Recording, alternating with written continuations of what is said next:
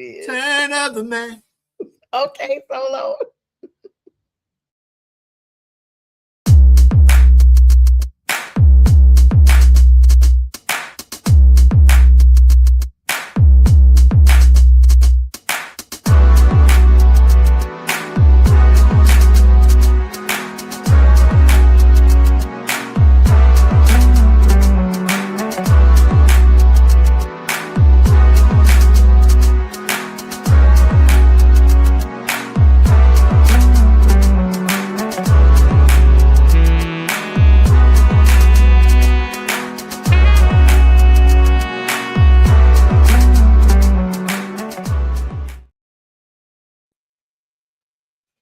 What's up, everybody? Happy first Friday of June 5th, 2026. We live. I'm Sonia with James J. Trey Martin. What up? And of course, what up, Doe, to Brian B.A. Strilla. And we know a lot of y'all are watching this Spurs and Knicks game, but let us, be the dessert for the entree you guys are consuming right now. Guys, how are y'all today? How was your week? So glad it's Friday. Well, for me, it's been a busy one, but yes, I agree with that sentiment. I am definitely glad it's Friday. The weekend's probably going to be even busier for me. But other than that, I'm great. How about you and you, B? I let I'm B go grateful. first. God is good. God is good. I wanna All the time. And all the time, God is good. There you go. Wanna do two things tonight. So one, dedicate tonight's show to my great grandmother Emma. Her birthday was June 2nd, so that was a couple of days ago, but it's this week. And of course, Miss Linda and Mac, their anniversary would have been coming up on June 15th. So want to dedicate all of our shows for this month to her. We're thinking of you as always, Miss Linda. And I want to give a shout out to and thoughts and prayers to the class of 93 of Red Springs High School.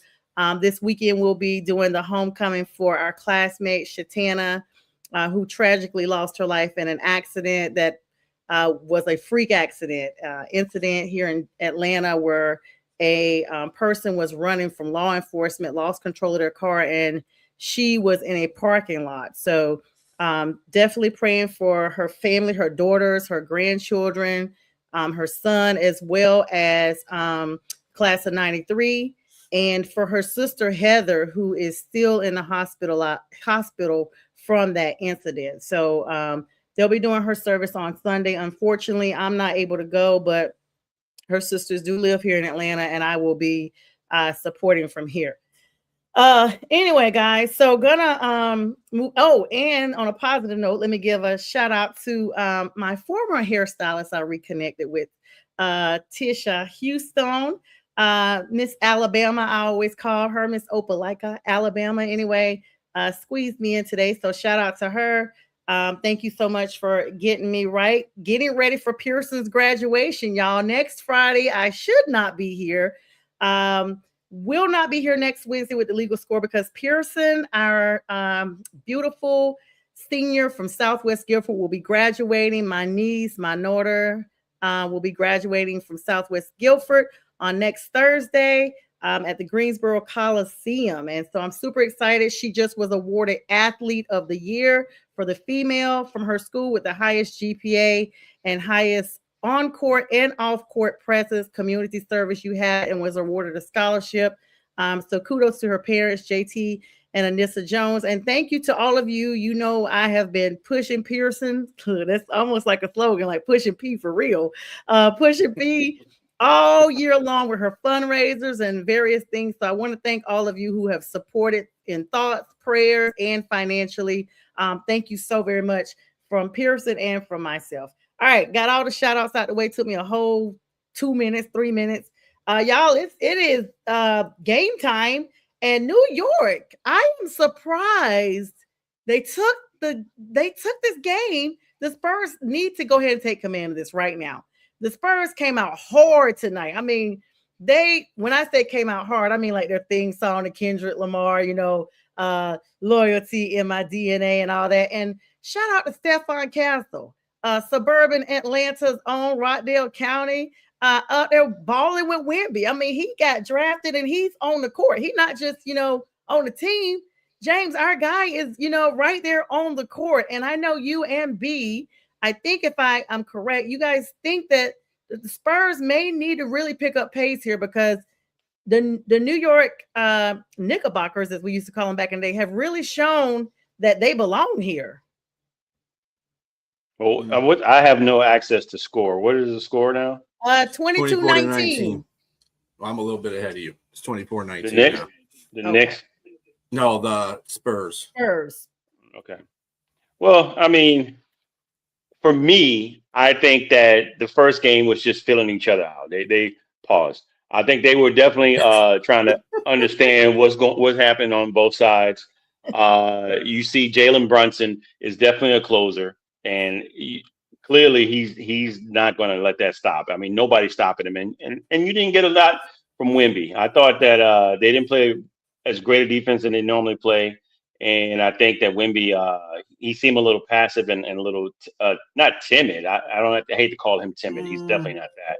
But he slowed up a little bit. He kind of dished the ball out more so than he normally would. And I didn't see a lot of that tenacious defense out of him.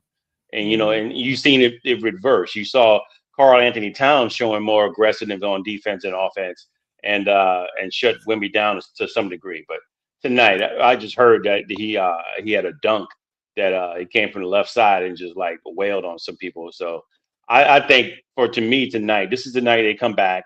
They show that they're the guys from the West, and we're not no punks. We're not gonna let you punk us as much as y'all getting all excited, jumping on ambulances out there in New York and doing all kind of other crazy stuff, and you haven't even won a championship yet.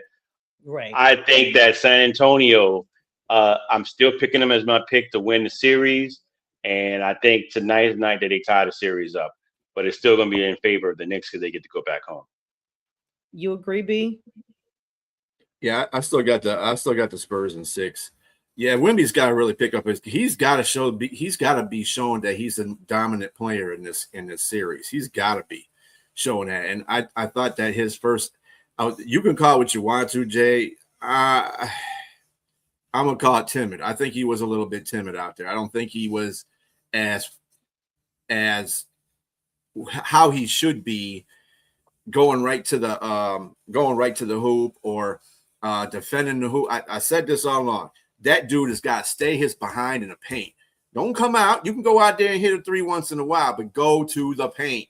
Go to the paint. Stay in the paint, offensively and defensively. You dominate that area of the basketball court. Act like you dominate that area of the basketball court. He's got to assert himself, because if he doesn't assert himself anytime in this series is going to be over quicker than people think. So he's got to assert himself.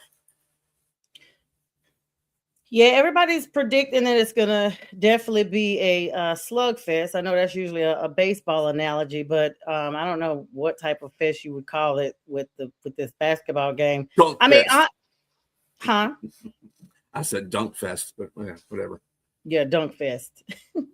I mean, I'm actually very impressed though that that New York is where they are. Not a fan. I don't have a dog, cat, whatever mascot you want to talk about in the game, but muskrat. You don't have a muskrat in the fight. I don't have a muskrat. I have a muskrat.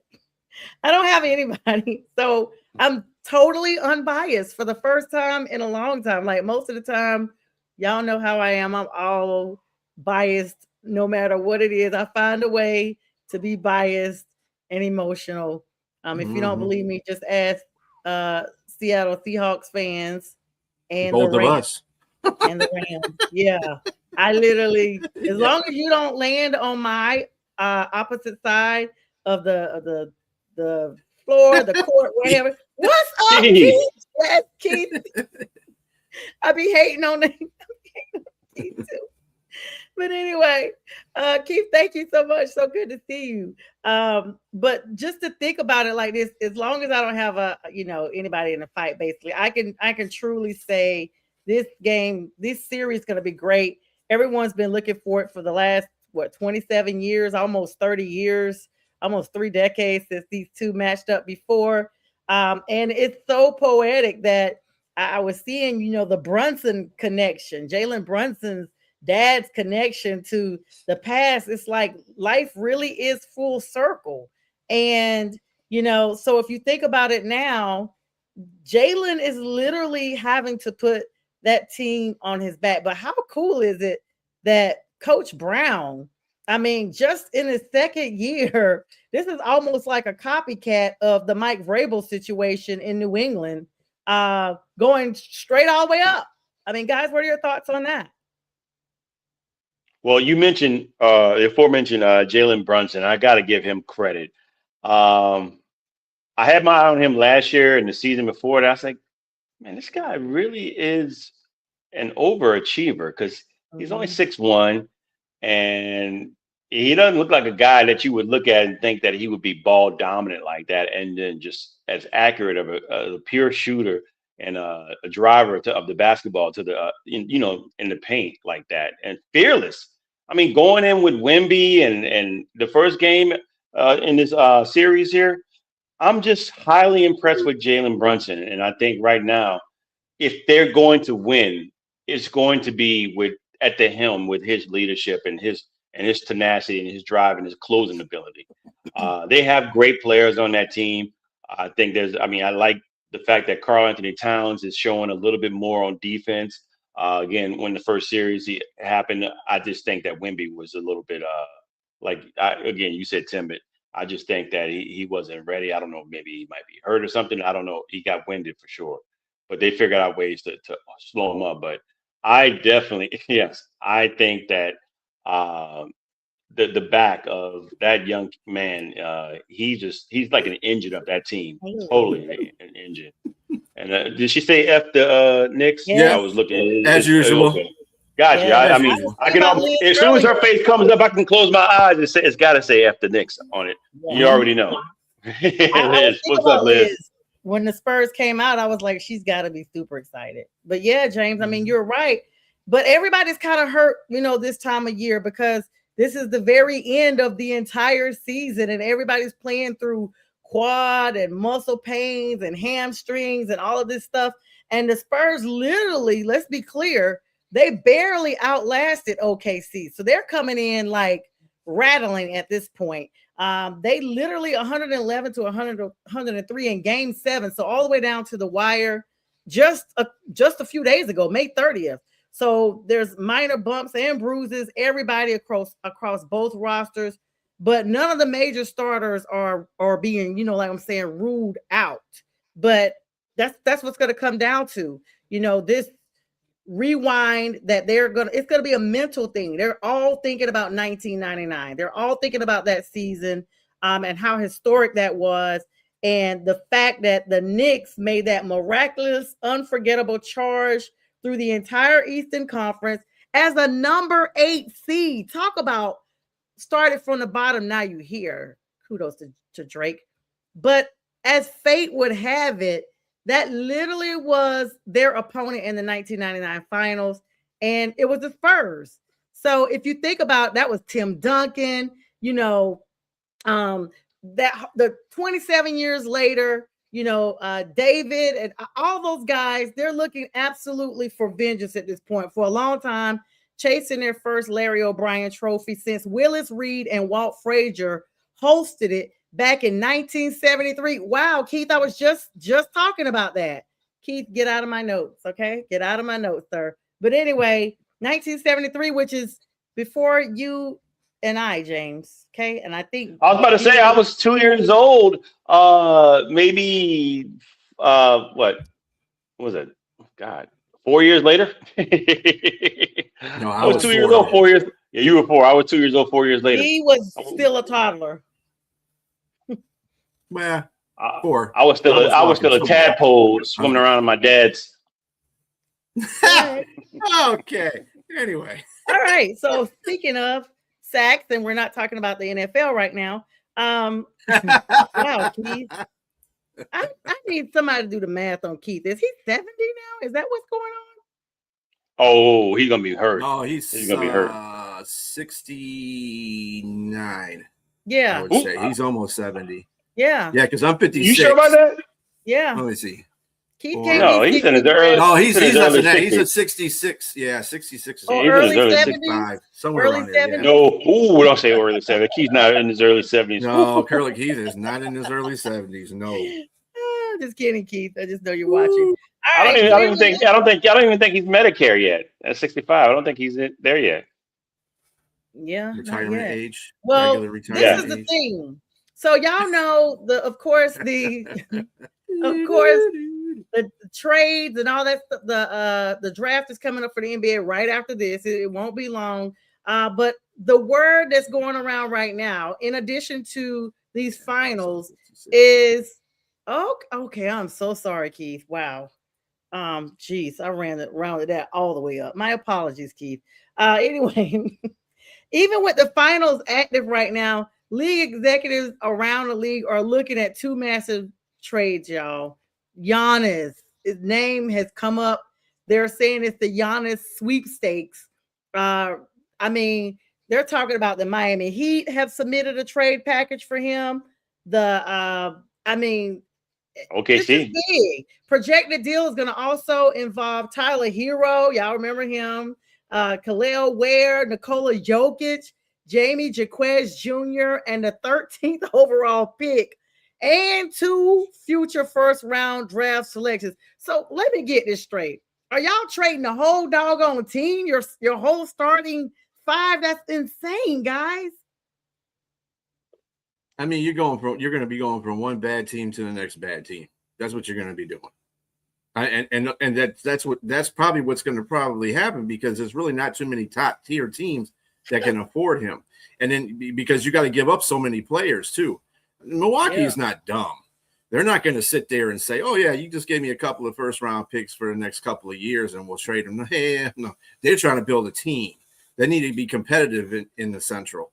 So, I did hear that OKC could be one of those teams, and if they did, they probably would get a Chet Holmgren and plus some first round draft picks and maybe another couple of players off of their bench.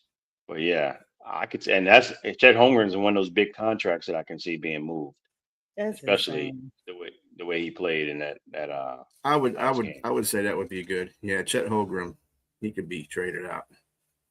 Well, I mean, De'Aaron Fox is another name. Yes, what's up, Yenzer? He does need to get out of there.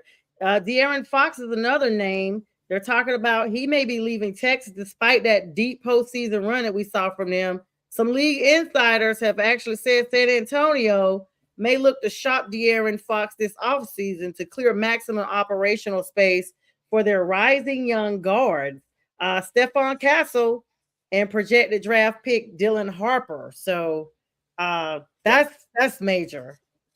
I mean, it makes sense. I mean, for one, they're showing that even when De'Aaron Fox was out, they stepped up and they were definitely dominant big guards, both offensively and defensively. I mean, mind you, Stephon Castle had some turnovers in that OKC series in the first couple of games, but he's shown that he's gotten high praise from Popovich as well when he first came out, saying how serious of a player he was and how mature he was in regards to his game before he came out coming out of Keith's uh, school, UConn. So he came out of there for sure. And so, Keith is a but territorial fan. He has clubs throughout this nation. I thought it's a But University of yeah, Miami I can fan. definitely see them moving on from Darren Fox, especially with that much youth and talent, and mind you, like you said, the contract. Those guys are on rookie contracts right now, so you kind of that'd be a dumb business move not to move him and to invest in him, keeping an older player, more expensive, injury prone, and versus younger players with no injuries and up and coming talent and on cheap contracts. Yeah, Liz says being a Spurs fan, die hard, Fox needs to go because he messed up way too much, messed up, I'm sure, this season. I need to move on, Fox, and welcome more young talent. Thank you, Liz, for that very thorough comment. Okay, she's a fan and she's out there. She's not a bandwagoner. She lives in the vicinity. So she's not just hopping on a team because they're from Texas. So, good luck to you, Liz. You agree with that, B? Yeah, I mean, the Spurs are going to develop. They're going to have to develop around Wemby. That's all it's just going to be, because he's going to probably start being the face of the NBA. The dude he's the human cheat code over SGA. Yeah, I mean SGA he's okay. I mean, he's won a couple of MVPs, but I watched that whole series with San Antonio. I was really not impressed with SGA, to tell you the truth. I was not at all. Same. And you got to step up there. If you're an MVP, you need to step up during the season. And I mean, during that series. And he didn't. There was too many games he didn't to me. So I don't know. He had a couple 30-point games, but other than that, he didn't do anything. What else are you doing? What else are you doing? I mean, come on, man. Like I said, that team, both teams were loaded. And you mentioned two guys on your team that are star players. Come on, man. Come on. Besides that, and he's a 17% flopper. Yeah, of course, that's the thing that nobody likes. And I get it. I'm not a fan of that either, but I'm not going to take nothing away from that dude. That dude can play ball, man. And he played a hell of a series. It's just, what do you do when you don't have your Scottie Pippen on the court? He's not there. And San Antonio had all their players, every single one. And most of the players are good. Well, they didn't have Fox in a couple of games. Well, but he came back. He came back. And so and so did my man came back once, and then he hurt himself again because he's frail. He only played 10 minutes. Come on, man. And he got hurt again. Come on, stop, man. I know that's your girl. I know you're defending her. Come on, man, stop. That dude's a great player. Yeah, that ain't got nothing to do with this. Yes, come on. So you can't tell me. Game 7. What was he at in Game 7? I don't want to He had 35. He had 35 points, dude. He had 35 points. You don't need no damn second guy. You don't need a Yes, second guy. you do. You need a Jordan needed a second guy. Jordan needed a second guy. To take those games over. Jordan needed a second guy. Come on, I don't want to hear that crap. Jordan needed a second guy. Come on, man. You telling me you go up against a 7'4" guy and you got all those big guards? Are you kidding me? Come on, man. Get out of here. Jalen Brunson's finding a way to do it. Stop right there. Stop. You telling me finding a way to do it? Jalen Brunson's team, the whole team is playing. The whole team is playing. And his whole team is playing too. No, he did not. No, he didn't. Points off the bench. What are you talking about? It doesn't matter. I'm saying the whole team was not playing. Stop giving that man excuses. Come on, man. You full of crap, man. Come on. No, I know you love your girl. You love. Yes, you do. Come on. Yes, it do. Doing that too. No, it don't. I'm stating. Yes, it does. That's fact. No, you're not. You're talking out of both sides of your neck. You're talking out of both sides of your neck. Yes, you are. You say he scored 35 points, but it wasn't good. Come on. How you can't have both? 2 games. Come on, man. It doesn't matter. All right. Hold on. Stop right there. You telling me that Chet not showing up was not a big difference in the last game? Come on, don't be mums. I don't want to hear crickets.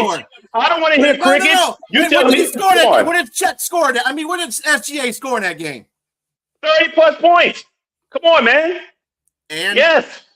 Oh, come on. I can't take you seriously now. I can't take you seriously, man. Come on.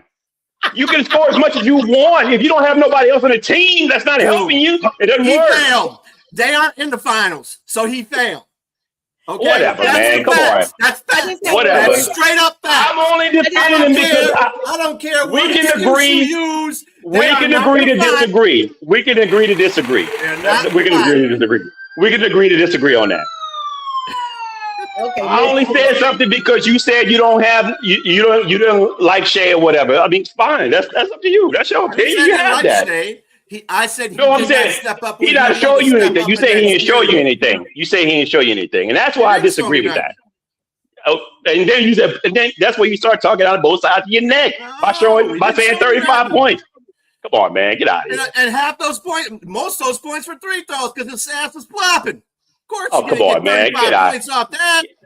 Oh, come on, man. You whatever. Boy, I tell you. So, I just have one question. James, is that black mug close by? No, not at all. I'm just what all I'm doing is I'm calling it like it is. If you bad, you bad. If you good, you good. And I'm gonna Yeah, say that. check. I'm not Yeah, gonna be a homer like somebody next to me. That dude's a I'm homer, not straight being a homer. homer. Yes, man. You come on. I'm You do not. the same thing when you talk about Detroit. If we said somebody mentioned something about Green Bay, you're gonna shut them down. Somebody mentioned something about Minnesota, you're gonna shut them down. I don't do that. That ain't me. That ain't me. I Oh, don't do yeah, that. you So do. You do no, I that. do not. You do Liz, that. Yeah, you do Liz, that. No. Everybody on this is panel's a homer. Carolina. No. Everybody on this panel's How a many homer. times have I picked? Come on, let's rewind the Everybody. tape. How many Liz, times have I picked Liz, Atlanta to beat? How NHL many times have is I picked Atlanta Carolina. to beat The MLB is the NFC South champions? How many times have I picked them and I was wrong? Come on now. I am no homer, sir. Not at all. So you can It's keep your funny homer because I hat. do the same thing, but you always say that. I do the same thing with But Detroit. I said this year they weren't going to do anything this year. You didn't hear that though, did you? So don't tell me about get homerism. All right. Well, you know what? I think this is a great segue. Liz, let me correct you. NHL is Carolina. The Carolina Hurricanes are the NHL competitors. Atlanta is MLB, Major League Baseball. And I guess you were typing so fast, trying to just intersect here. You just wanted to put that comment in. So thank you so much. All right, guys. So this is what we do, y'all. Listen, I love it. I done screamed on people. This is how we do. This is Friday with the Fellas, and I'm the female. So that's your third F there. So we give some Fs. How about that? Let's move over real quick to the let's move over talking about NBA shakeups and things like that. Let's talk about the actual WNBA real quick. Aja Wilson balling all the way out. WNBA season is burning up hot. Headlined by yesterday's high stakes Commissioner's Cup battle on Thursday, June 4th. This was yesterday. Defending tournament champion Indiana Fever with Caitlin Clark. And, you know, she's been leading with assists, y'all. 8 average per game. Put on a defensive clinic, silencing the Atlanta Dream, who just welcomed Angel there. With an 83-71 victory. So it was not a big blowout, but it was a significant blowout. Kelsey Mitchell, of course, absolutely ignited the Fever, just kept the temperatures rising right there, scoring 11 straight points in a row in a decisive third quarter surge to finish with 25 points total on the night. And she's officially crossed the historic 5,000 career point milestone. And Aaliyah Boston dominated the interior with 19 points, 7 rebounds, and 3 blocks, while Caitlin Clark did almost have that triple-double, putting up 17 points, 8 assists per her average, and 7 rebounds. Meanwhile, the league's brand new expansion team, the Golden State Valkyries, you guys remember them, they have fought valiantly but fell just short once again against the Minnesota Lynx, losing a nail-biter 87-84. Very close game, y'all, but they are doing really well in a massive 28-point performance from Minnesota's Olivia Miles. So right now, the current standings with the WNBA for the Western Conference, Minnesota is at number 1. The Aces right behind them. Las Vegas Aces at number 2. The Dallas Wings are at number 3. The Valkyries are at number 4. And finishing out is the Portland Fire. Now in the Eastern Conference, you got the Atlanta Dream is still on the top of the Eastern Conference. So congratulations to them right now. Number 1 at 6-3, followed right by the New York Liberty at number 2. Indiana Fever are sitting at 3. Washington Mystics are at 4. And the Toronto Tempo are at 5. Now, Kelsey Plum for the Los Angeles Aces there has been absolutely torching the league as a scoring leader, averaging a staggering 26.8 points per game, closely followed by Asia Wilson, who I told you guys, my girl, 24.8 points per game. And Angel Reese has really come into Atlanta and proven her own. She's the rebounding leader here right now, completely cleaning up the glass, leading the WNBA with 11.1 rebounds per game. Assist leader is Alyssa Thomas out of Phoenix. She's leading everybody with 83 total assists. While, of course, I told you Caitlin Clark, her average 8.1 per contest. Now, the big injuries are Phoenix's Natasha Mack and Chicago's Elizabeth Williams are both playing through minor lower body extremities right now, while the Washington front court remains highly monitored after a physical stretch of consecutive games. Have you guys been following the WNBA, particularly Angel Reese's maturation and matriculation to Atlanta? I know that's the LSU girl, James. So your thoughts? I'll be honest with you, I have not been paying attention to her, but I'm not surprised that she's leading the NBA in rebounds. That's what she's been doing the past couple of seasons. Um, who has been making headlines is Caitlin Clark, and not for all the right reasons. I just think that she's not.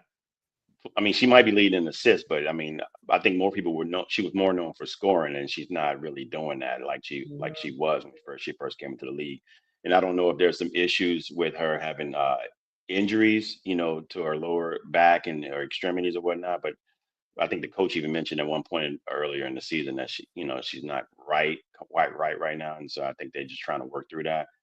But yeah, that's been interesting. But Plum, like you mentioned, wow, that's leading the league in scoring. I'm impressed with that. But Aja, 4-time MVP, man. Yeah. Bam out of 4-time bottles, MVP. girl. Yes. Who gave him a hug and kiss when he dropped 80 plus. Yes. Yeah. What are your thoughts, B?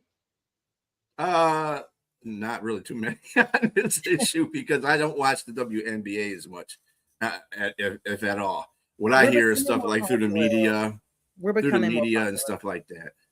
So, well, I'll watch them next year. Definitely be watching them next year because Detroit Shock will be in there. So I'll be definitely watching them too. So Philadelphia's got a team. I think Philadelphia is going to have a team next year too.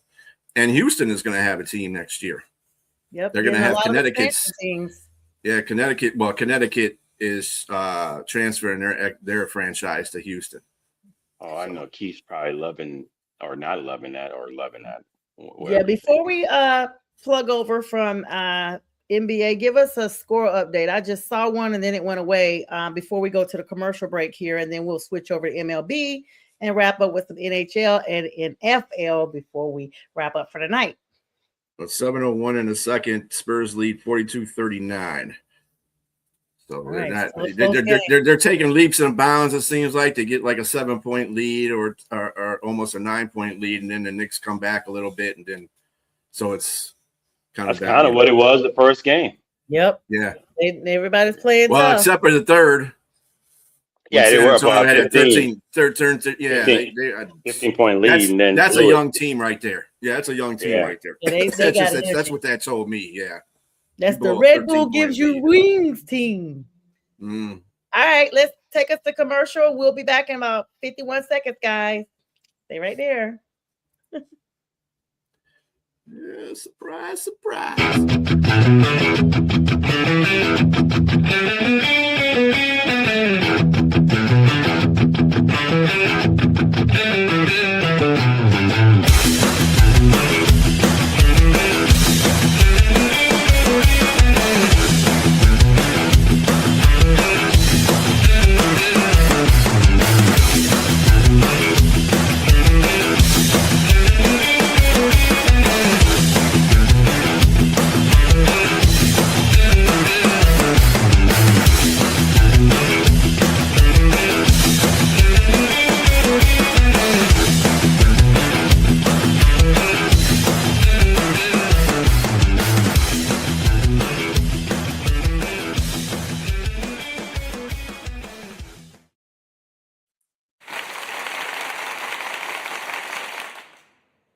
And welcome back to the I should have never saw those buttons.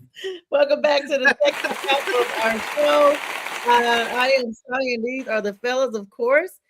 So great to have everybody on the second half here. We're going to be hopefully talking about it's not playing long enough. You cannot repeat. The other stuff played a long time. This is playing like 5 seconds, like 2 seconds, and that's it.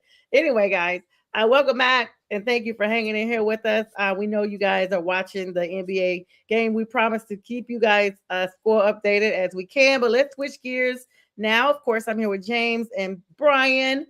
We're going to talk MLB kind of ad nauseum because it's kind of like so many games. we talk about the rankings all the time. Let's just go ahead and put it out there. My Braves lost yesterday to the Blue Jays. I didn't even know they were playing, and I happened to just be all braved out for class. I wore the hat. I wore the hat. I wore like the jersey that I had not worn. I actually got that combo at the first game that they debuted that. Like I went to the team store and everything. And so went over there, got that, and I was like, you know what? I am going to wear this today. And so, guys, I think I like literally just switched screens. I'm so sorry. Can you guys still hear me?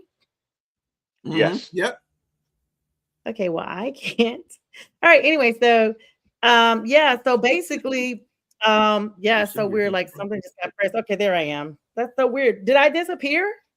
Nope. No, you're there. Slightly Oh, lagging, but that's okay. okay, well, I'm back now. Anyway, I was braved all down. I didn't even realize it was game night. I get home and hear that we lost, like big, but that's okay. We're still number one in the entire world of baseball. But there is a lot of stuff still going on, around the teams here. Tampa Bay Rays are at the number one position for the American League. New York Yankees, the Guardians, the White Sox, and the Mariners. I'll be glad when the Mariners just fall out. I'm sick of Seattle teams in general. But the pennant races are here, y'all. Like we're deep into June baseball right now, and the divisional powerhouses have definitely started to separate themselves from the pack. I mean, wouldn't you guys agree? You got some things going on, however, Aaron Judge, this is probably the biggest story, has been completely shut down for 6 weeks after receiving an MRI and CT scan that revealed a stress fracture in his right rib. That's got to be painful. The Yankees actually officially placed their captain on IR today, well, injured list, and it's going to be a massive blow to New York's offensive core. So just when I mentioned that about how they have been playing, and then we'll talk about three other injuries that are just as major, guys. But what a blow for New York. I mean, up from the beginning until May, he was playing like lights out, like historically lights out. I think he had like 16 homers and 280 something that he was batting. But then, like the last 16 games, I mean, after that, he was batting like 180 and he had like one homer. And so he was even tough for him. He mentioned that to try to dive for a play, it was just painful. So he supposedly this happened. The injury happened in April. And so he's been playing with it for a while now. And I think it just got to the point where he can't even do anything with it. So now they got to figure out, do some tests. That's a major blow for them because, I mean, aren't they in second, I think, right now? Yeah. Mm-hmm. Yeah, in the AL. And so that's tough for them. But, I mean, you got to do what you got to do. I mean, everybody else has got to step up. I mean, I know he's a 3-time MVP for that team, and he's done well for them, but you can't do anything if the stats aren't showing and you have an injury to really that's really causing what your lack of positive stats or positive play. So it is what it is, but it's a blow to the Yankees. I mean, if Keith is out there, I would like to hear his opinion on that for sure. He just wants to fire Aaron Boone. That's all. That's all he cares about. He probably gonna blame Aaron Boone for this injury. Yeah, it wasn't too good for the Yankees today as they lost 5-3 to the hated rivals, the Red Sox. So that's not helping them out. Tampa Bay just came off a series. They were swept by the Tigers, by the way. All right. So you would think that would motivate the Yankees.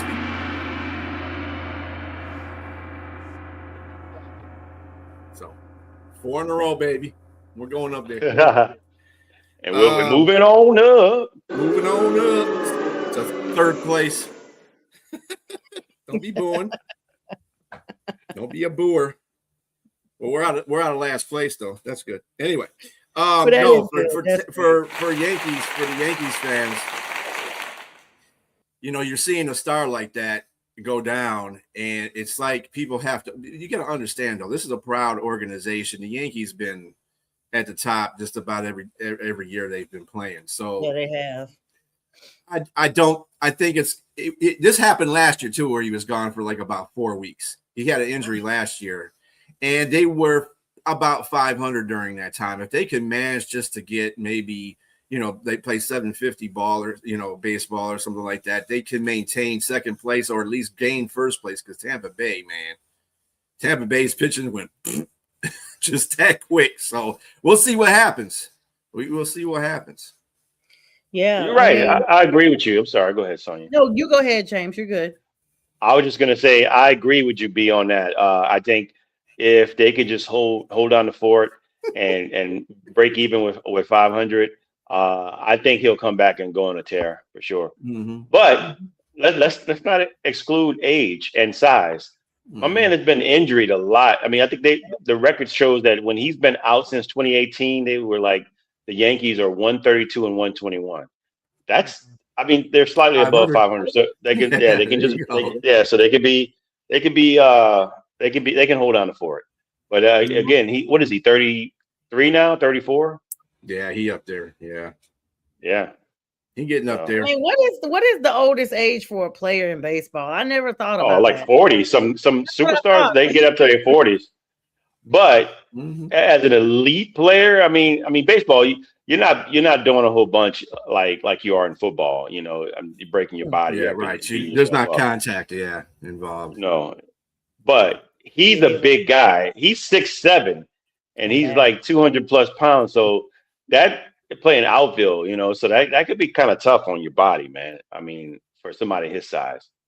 But I mean, hopefully, I hope he does well. I wish him well, and I wish he'd come back and go on a tear like he did before.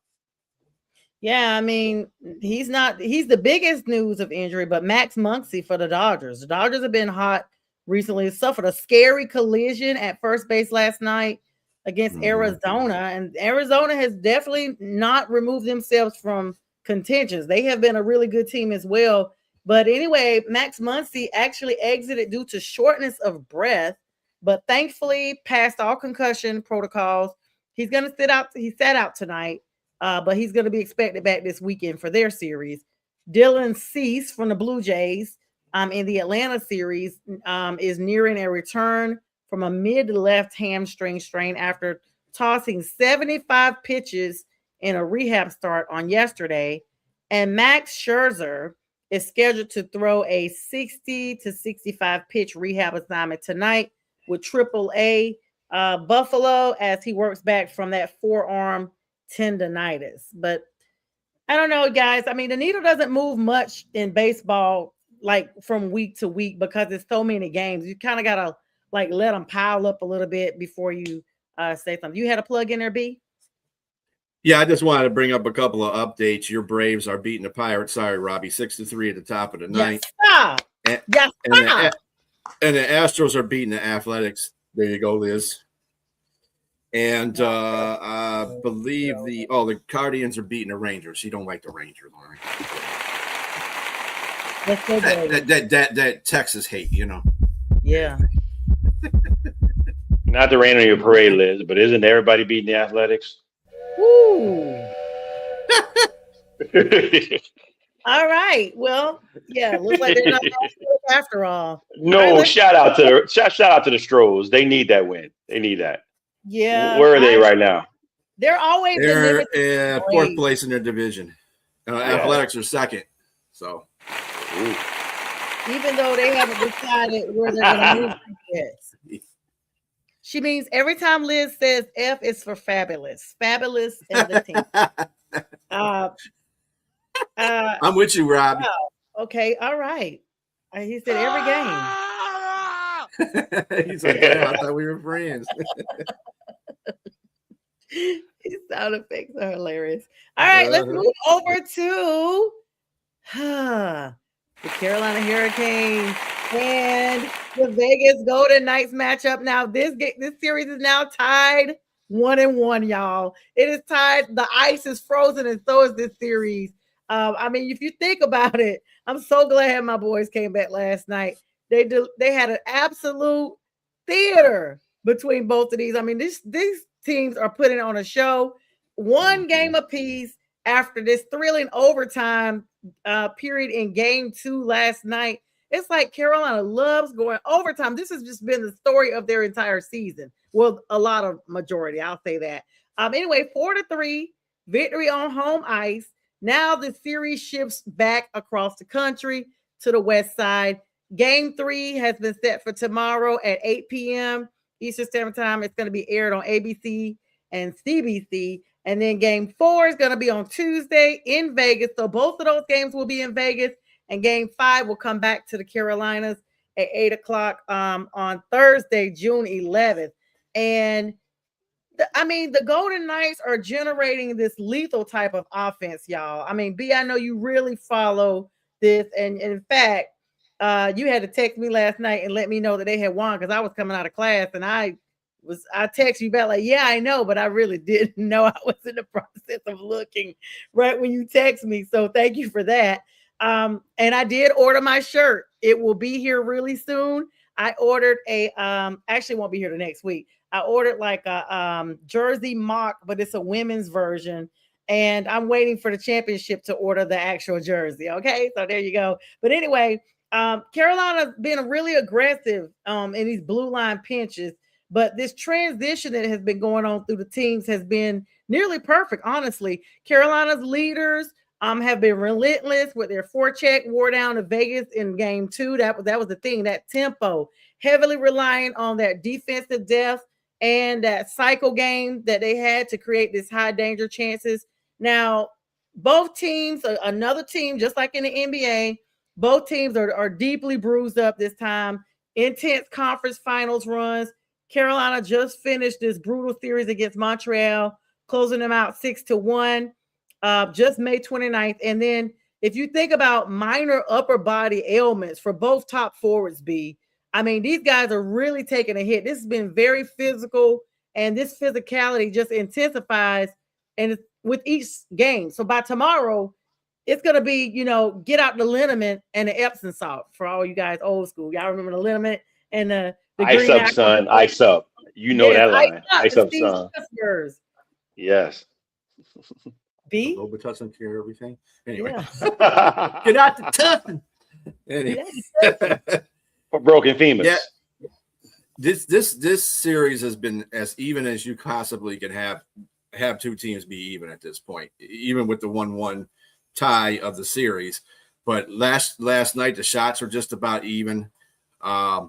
And what was funny about last night, Tomas Hertl in the first game, he won the first game with the shot in 3 minutes left in the third period. He won the game. He basically won the game for Carolina in this one because he committed a penalty and got thrown in the box, and that's how Carolina had a 5-on-4 and won the game. Got the power play goal. So but this game, this is a very good matchup. It's kind of exciting to watch both these teams play. I'm still going Carolina, but I'm telling you, Golden Knights are going to give you everything. You got to remember, Golden Knights, as young as they are, they're 9 years old. They've been in the playoffs for eight of those 9 years. They've been in a Stanley Cup in their first year. They've won a Stanley Cup already. This is in 9 years. Mm-hmm. So this team is trying to create a little bit of a dynasty here. Look, what you saying, B, if I'm all the more impressed if you got a whole bunch of 9-year-olds out there playing hockey and dominating. Yeah. I'm just kidding. I mean, but B, I know Colorado feels like that about now. I will say this. I will say this about hockey. I do not watch hockey like that, but this series so far, if it continues to live up to the billing the way it's been playing, it will remind me and have the same star power and visibility as the World Series that we just watched with the Toronto Blue Jays and the LA Dodgers, because that went down to the wire, and it was my wife definitely doesn't watch. She don't watch sports, and we were both watching that series, and we were invested. We were definitely invested in it, and same thing for this hockey. I just think if they continue to play like this, man, it's going to get way more viewership. And a lot of people, it's just impressive. Those two games, again, were intensely impressive to me. And again, I don't watch hockey like that. Not at all. I mean, the reason why, and just like this, it's like it's another one of those feel-good stories. Carolina won their only Stanley Cup in 2006. So it has been 20 years, y'all. And is that 20 years? Yeah, 20 years. I had to think for a second. 20 years, y'all. So once again, another team, kind of like the Knicks coming back from 30 years. Carolina, 20 years when they played the Edmonton Oilers, and they won the series 4-3. So it was a close series again. 7 games, just like people are predicting this is going to go down, to capture their first and only Stanley Cup. And this 2006 series, just to give you guys some revisionist history here, was an absolute roller coaster, just like what we're already seeing now. 7-game thriller. Carolina jumped out early to the 2-0 for the series, just out the gate. And then this was on their home ice. But then they had this unforgettable game 1 where they tied the biggest comeback in finals history by erasing a 3-goal deficit to win 5-4. But then they actually went on to have a 3-1. They were up 3-1 in this series, y'all. This should have been it. They had a stronghold over this series, but this gritty 8th seed Edmonton Oilers team was so slippery in the term of Oilers. They were so slippery, they refused to just slip away. And they came running back, roaring back, yes.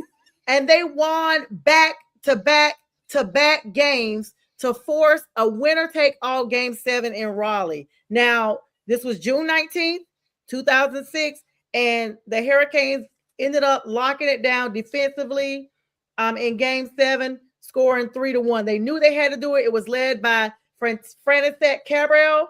He scored the game-winning goal, and Justin Williams sealed the championship with an empty netter in the final minute. Now, if you think about it, this was back when 21-year-old rookie Cam Ward took over the net early in the playoffs and won the Conn Smythe Trophy as postseason MVP, putting up a stellar .920 save percentage. So, you know, you got Rod Brent Elmore was playing during that time. He was the captain of their 2006 squad. And this was at the RBC Center when they played this. Now, before 2006, the franchise's only other finals appearance since moving from Hartford, they were the Hartford team, to the Carolinas in 2002 was when they lost in 5 games to B's Detroit Red Wings.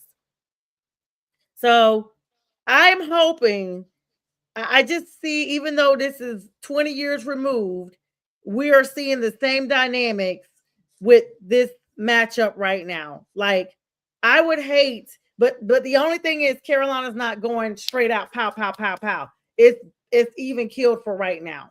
But to have to come back to back, kudos to the Oilers who are actually able to hang in there, because but for that, Carolina would have won that series with the very next game. And it was like Edmonton was like, nope. Then they were like, nope again. Then they were like, nope again. And then it's Game 7. That is extremely difficult to do. But I hope to have my Carolina's Hurricanes stuff here for the next show. And so, all right, guys. So we're going to move on in the final minutes here to the NFL. Congratulations to Russell, Danger Russ Wilson. I told you guys on Wednesday on my solo show, he's officially hung up his cleats and signed on to be a CBS analyst. He's going to be on the NFL Today show, something to that effect. But hanging him up, I gave you guys all his stats. I don't know where you guys heard where he's going to actually live yet? Have he said where he'll make his city home? I'm not sure. I'll be honest with you. I just know Not that yet? he's going to be on CBS.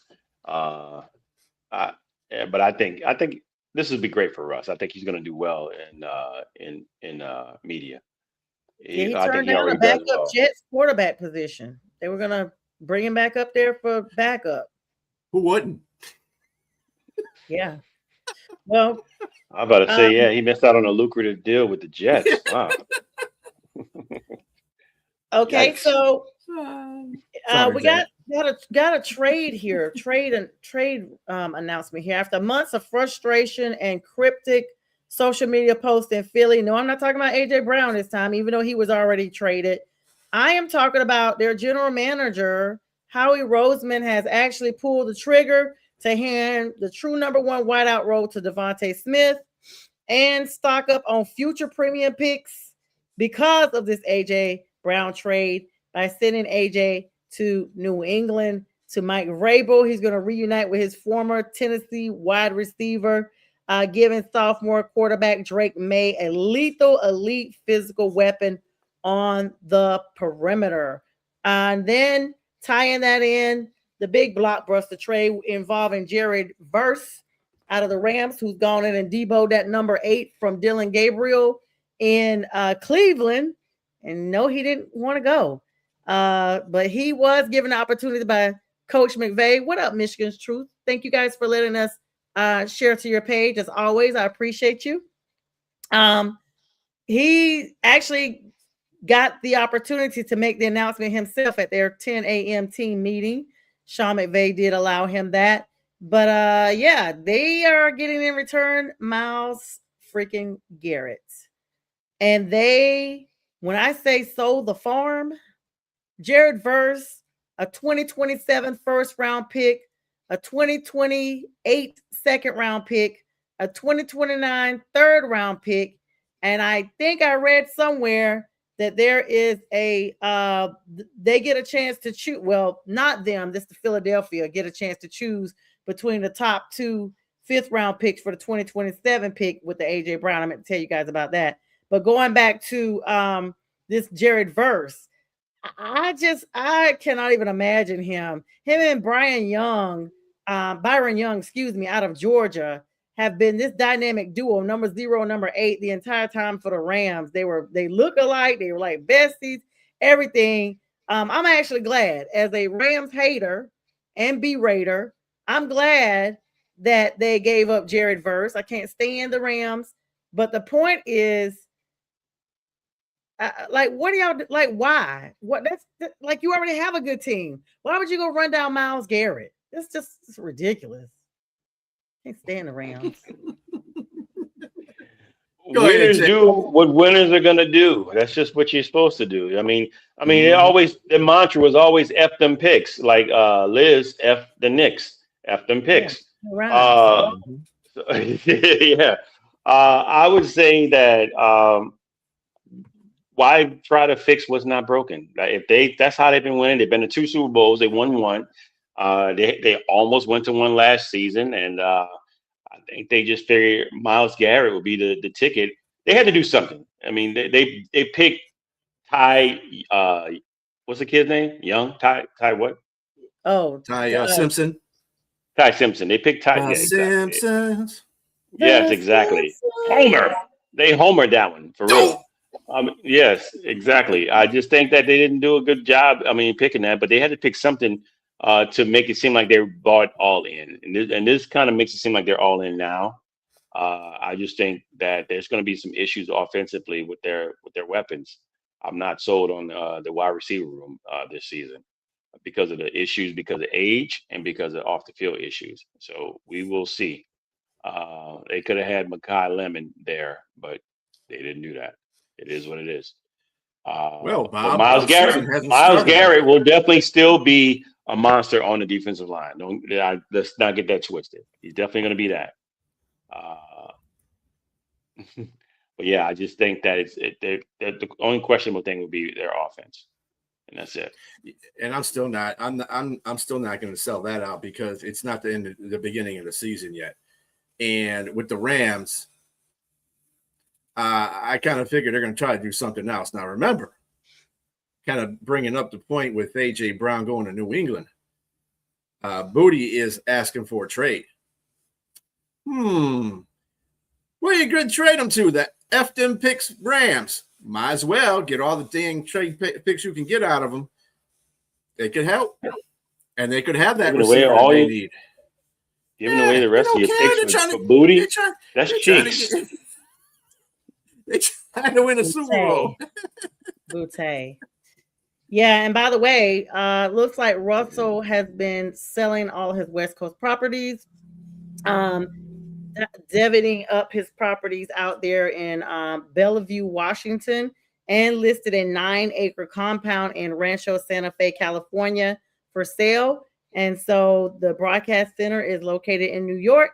You guys know he last played for the Steelers, so he'd already kind of matriculated to the East Coast anyway. So he's probably going to be within that vicinity, somewhere between the Pittsburgh area and New York, probably more so New York. Let's be clear. You're not going to travel all the time for work.